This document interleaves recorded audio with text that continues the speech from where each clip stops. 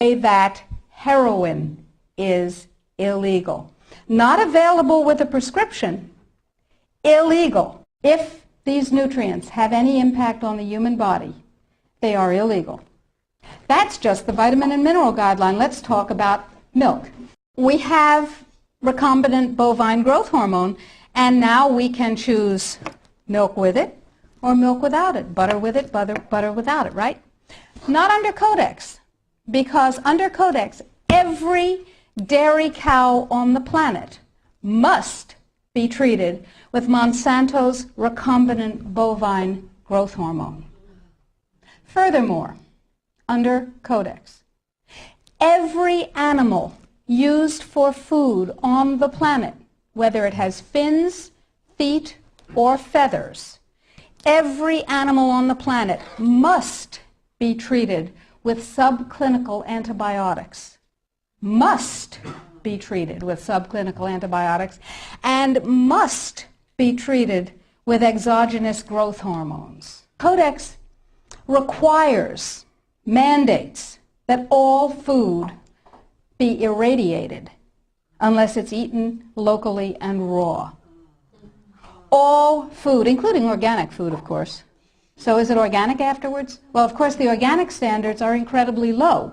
The organic standards allow a farmer to use veterinary drugs, including growth hormones, antibiotics, etc., on animals, and then at his whim reclassify them as organic. But farmers are our friends, and they would never do that, right?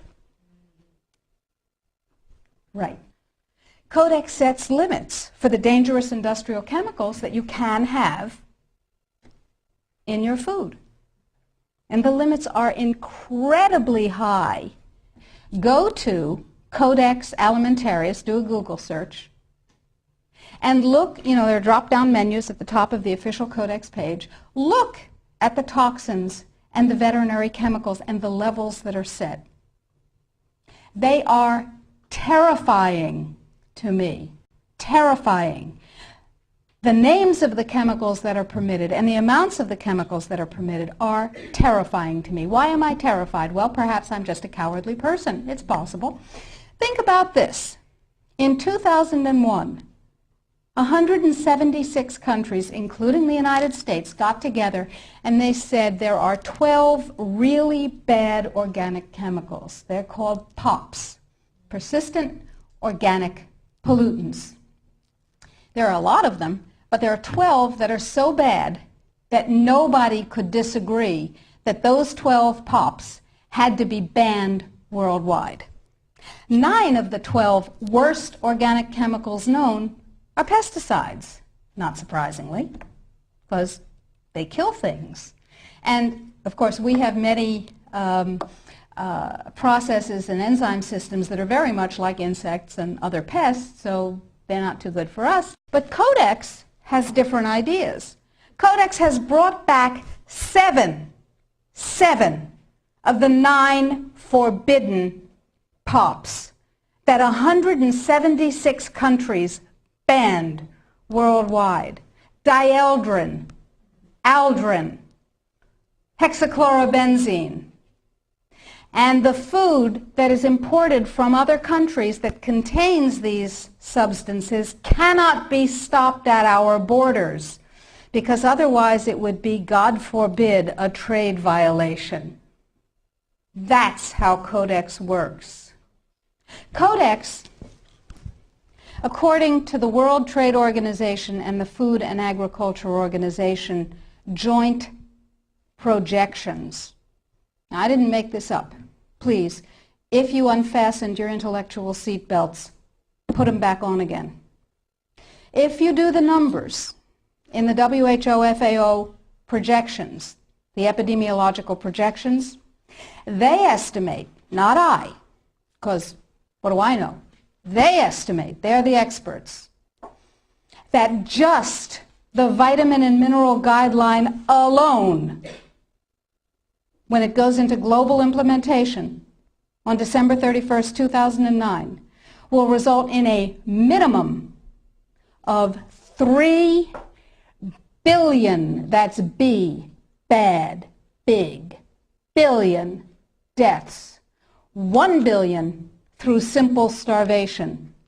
Those folks who die are not particularly economically successful from the point of view of the corporations. When you're starving to death, how much good can you do when the issue is how much can you buy? Not a lot. Forget them. But the next 2 billion. They will die from the preventable diseases of undernutrition. Cancer, the single most profitable condition ever known to humankind. Cardiovascular disease, a good second. Diabetes, pretty good producer. And a whole host of other preventable diseases. Who will die? Who knows? Who will live? Probably those people who are wealthy enough and powerful enough to have their own pushers of clean food and nutrients. That's who will live. You and I? Probably not. Our children? Probably not. Our grandchildren? Probably not. So we're talking about food regulations that are in fact the legalization of mandated toxicity and undernutrition. It will be illegal if there's a famine in, wherever there's a famine, to ship high nutrient density biscuits to that country. And it will be illegal to distribute them. That's what we're talking about. Codex is big and it's bad, but it's not invulnerable. So the point is that we have to protect ourselves, and I believe that we have to regain global leadership, which we have lost, surrendered, squandered, sold. No global. No, we have sold. Just joining the World Trade Organization surrendered our sovereignty. However, parenthetically, I have a team of constitutional lawyers looking at the following question. Are we members of the WTO?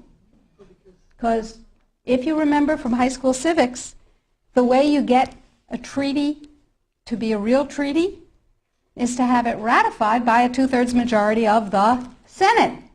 And the way we got into the WTO was they passed a law allowing Bill Clinton to fast-track us into the WTO. That's not a treaty.